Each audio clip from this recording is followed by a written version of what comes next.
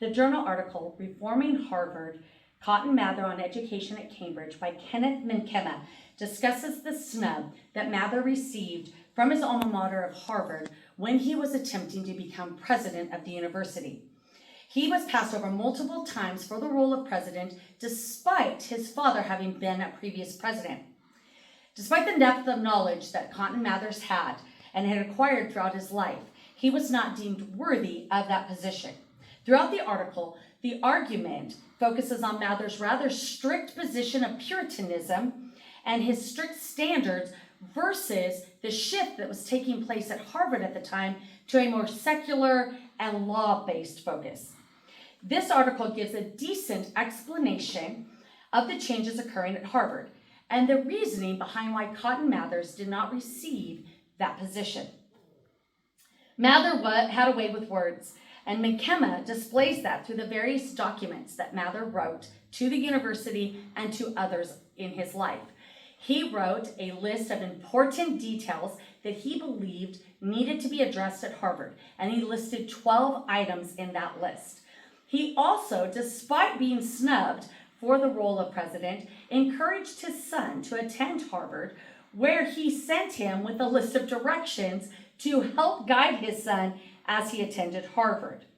Mather's foundation was Puritanism, which was fully connected with Minkema's argument. And he used that Puritan foundation in connection with Mather's frustration with not receiving the role of president. He was also very frustrated with the shift that Harvard was taking away from a religious base into the more secular realm.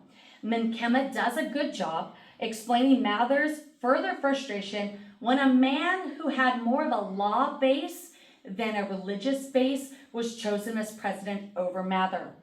And he felt that the school was leaning away from their roots of Puritanism. In the review of Robert Middlecoff's The Mathers, written by Charles Cohen, it gives a better picture of what the Puritan foundation looks like and what that means.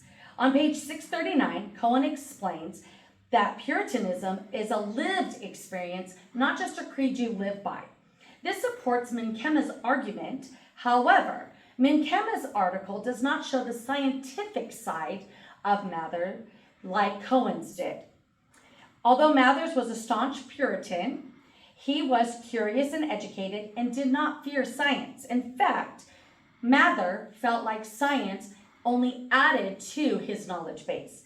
Minkema's article does well to show the strong religious side of Mather, but not that science side, and it does not elaborate on his interest in other areas as well.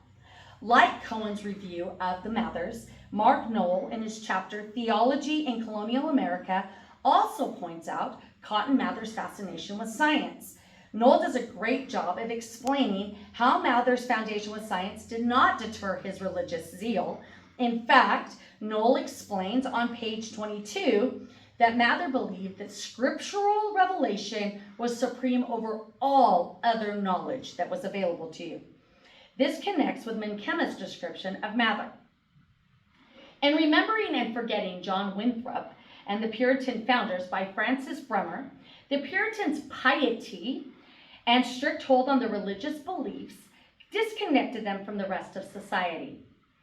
This argument connects with Minkema's explanation behind Cotton Mather's not being chosen as president. As both Knoll and Cohen point out, Mather's focus was on scripture above all else. He did not leave room for changes that were occurring at Harvard. Despite Harvard's religious beginnings, the school was changing with the times, just like Massachusetts Bay and the Rememberings of the Puritans also adjusted and shifted. According to course guidelines, historians must be honest and objective in their research. Minkema's argument uses substantial evidence to support the reasoning behind the snub of Cotton Mather.